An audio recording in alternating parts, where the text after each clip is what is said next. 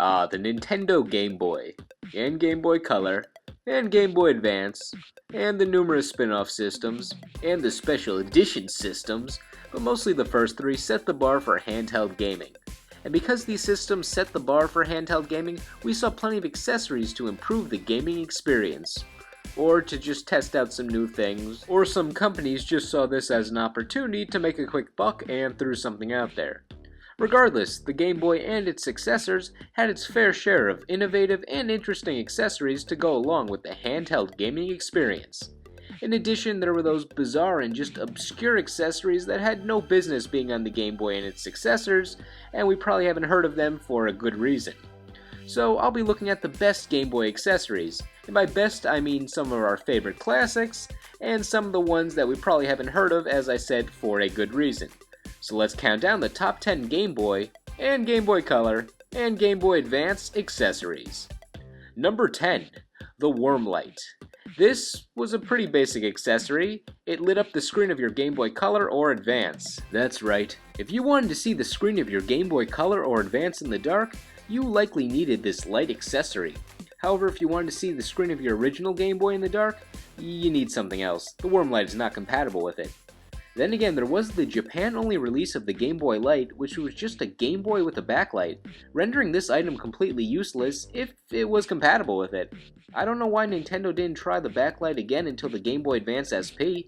It took them that long until they finally decided to start including a backlight with all of their products afterwards. That's something you would not catch a smartphone dead without today. I really don't understand why Nintendo didn't continue using the backlight after the Game Boy Light, or even release the Game Boy Light in countries other than Japan. Did they blame the mascot?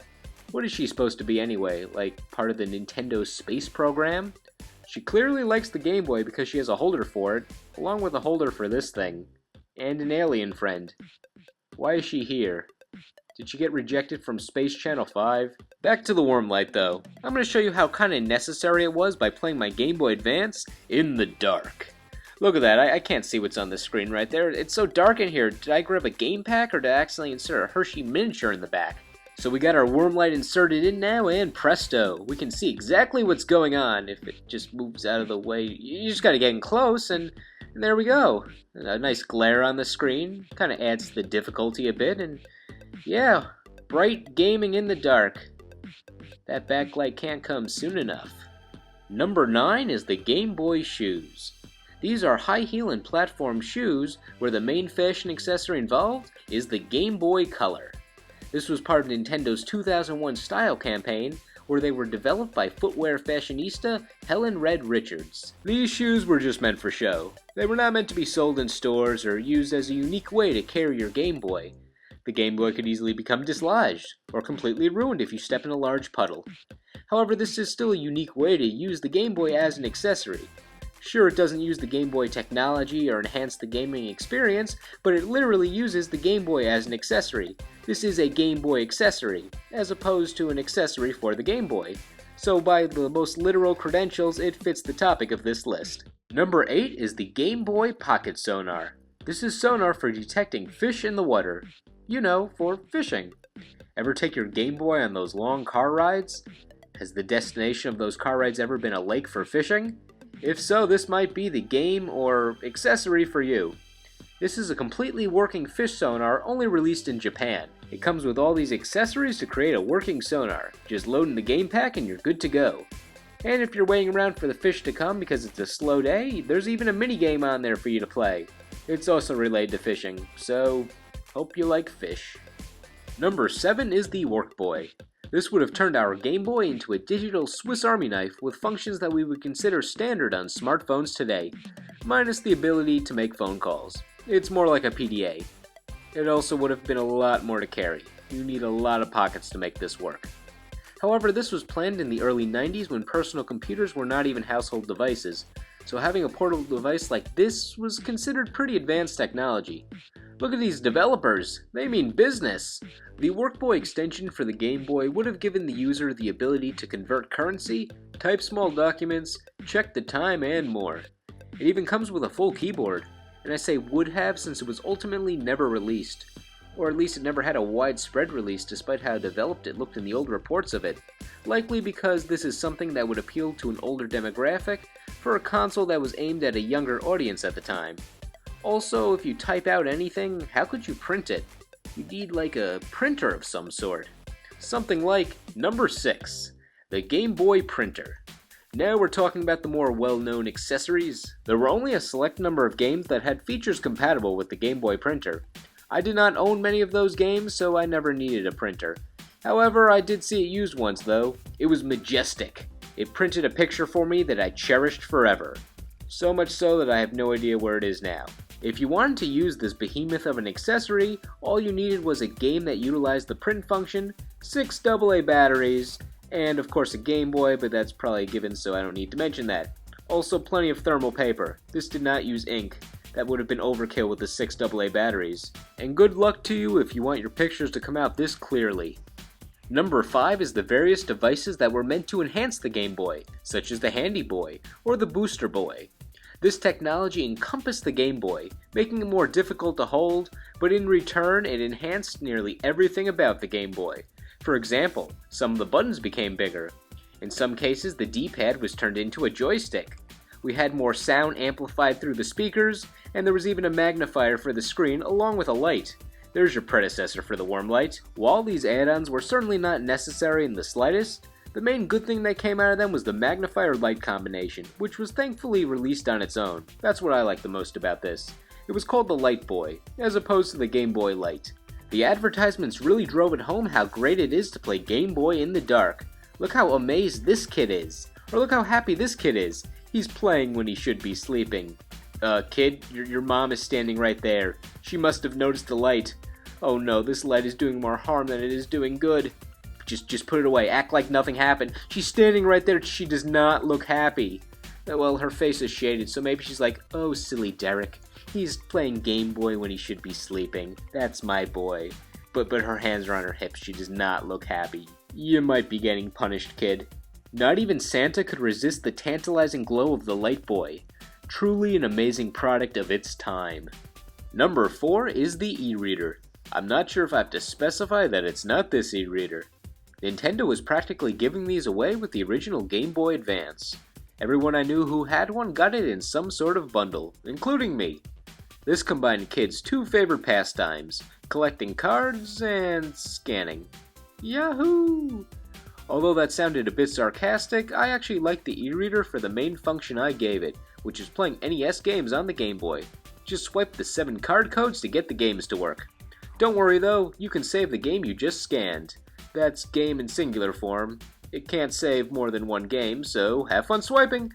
Each pack of cards cost about $4, so for about $20 you could get 5 games to put on this monster lurking at the end of your Game Boy. Despite the somewhat tedious task of swiping the cards to get the games working if you didn't want to play the 1 game you saved, the game's controls were very responsive and just like how you remembered them. The problem was Nintendo tried to relate too many things to the e-reader, like add-ons for the Game Boy or GameCube games. You want Latios in your Sapphire version? Too bad, you need a card. And another Game Boy, and other items. In the booklet that came with the e-reader, they also promoted a remake of the Game & Watch series, aka the precursor to the original Game Boy, but for some reason, they were not released outside of the one Game & Watch game that was included in the e-reader bundle pack. They had the art and everything ready for this. They just dropped it and acted like nothing happened.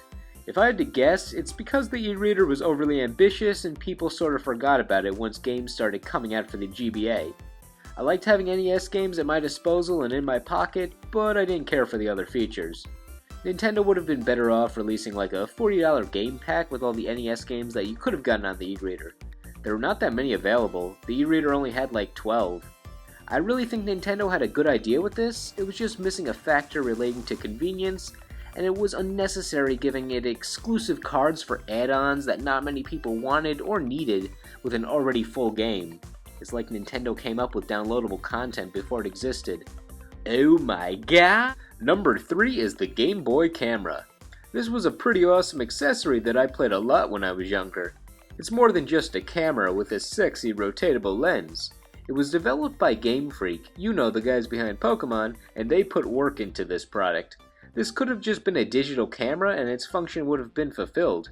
However, Game Freak put in a few fun mini-games, a few interesting design choices, and some secrets. I could spend about 15 to 20 minutes just talking about what was in the camera, but I'll give you the abridged version. I'll be recording this with the incredibly high-tech process that you may have noticed in some of my other choices, known as taping my old Game Boy Color with a digital camera. Yup, we're advanced in gameplay capture here. The dancing Mario at the start is a good representation about how random this camera can be. What I like about the command menu for the camera itself is Game Freak went for something unexpected. They made the interface similar to an RPG battle menu, something like Final Fantasy.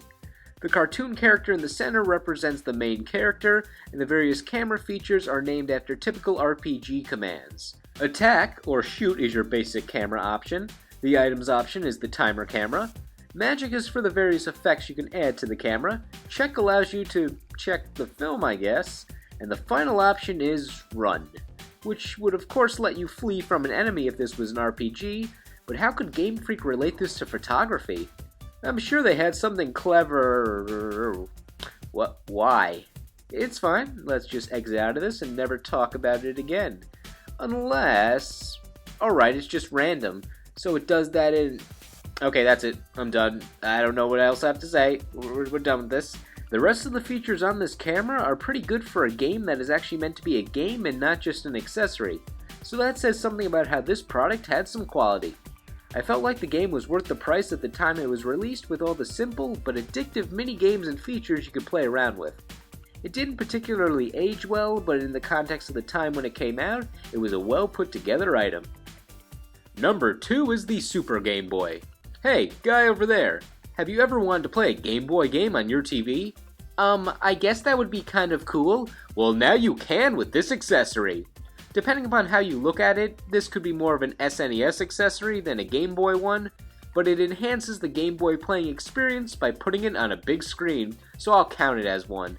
While there's not much more I can say other than you get a bigger screen to play Game Boy games with, which was great, hence the high ranking on my list, I will say I like the added touch of certain games getting a custom border around the screen. Even games you would not expect to get special attention like movie tie-in games sometimes received them. Some games just got the standard border, while others got something quite visually appealing. More than just the game's logo or generic character poses sometimes. Even games that one would likely never put in the Super Game Boy got them. Why would you have a Super Nintendo and use the Game Boy version of Street Fighter 2? I understand why you would have it, but if you have an SNES, why would you not go for the version that is clearly more full and developed? Same goes for the Game Boy version of other fighting games that you would even think about putting in a Super Game Boy. Maybe it's the graphics. Maybe I'm just overanalyzing this. The Super Game Boy was even nice enough to give a custom border to games like Pokemon Crystal, which could only display an error message because they had to be played on the Game Boy Color. Pointless, but I appreciate it. The Game Boy Player is the spiritual successor to the Super Game Boy, which is the GameCube version that allowed you to play Game Boy Advance games on the big screen. But what is the successor to the Super Game Boy on this list? Although I like to pick an unexpected or unorthodox choice, for number 1, I chose a classic, the Link Cable. While the primary purpose of the Game Boy was to give you portable gaming, this doesn't have to be antisocial. Why not play with your friends who have the same game for their Game Boy? This was before a time of Wi-Fi, so the Link Cable was the best way to play with friends for games that were not available on console, or just give people a chance to play with friends if they did not own the main consoles like the NES or the SNES. It gave the Game Boy the ability to be a social experience. Even with the original advertisement, Nintendo planned from the beginning to have the Link Cable. It was not some lazy add-on. Plenty of games had that two-player function that utilized the Link Cable. However, there was one game, or more two, that really pushed out the Link Cable toward the end of the original Game Boy's life. Pokemon Red and Blue version. Battling with friends and trading was such an important aspect of those games that the Link Cable went from a want to a need for some kids. You couldn't, catch 'em all without it. The creator of Pokemon wanted to encourage interacting with friends to test out teams and get Pokemon only available in a certain version of the game, and Nintendo probably likes that it helps sell their add-on products, so it's a win-win. The Link Cable basically stayed the same through each generation of the Game Boy, with a wireless one finally being created in the middle of the Game Boy Advance life cycle. It was not made out to be as big of a deal as you would think. It was almost like Nintendo wanted to test how Wi-Fi would work with the successor to the entire Game Boy family, the Nintendo DS. In games like the Pokemon versions that were released in conjunction with the wireless link cable, things like open lobbies were introduced, which expanded on the link cable social experience to be with more than just friends. The reach for the Wi-Fi on the wireless link cable was rather weak, but it was still a good test. The original link cable represents more than just a wire that lets you play with your friends. Okay, I don't have to get inspirational here. The point is, we can connect with people all around the world today with Wi-Fi when we would have needed a cable to do so with people just down the street in the past. I like the link cable and it's my most notable Game Boy accessory. So, agree? Disagree? Let me know if there are any accessories I left off. Thank you all for watching, and I will see you in the next video.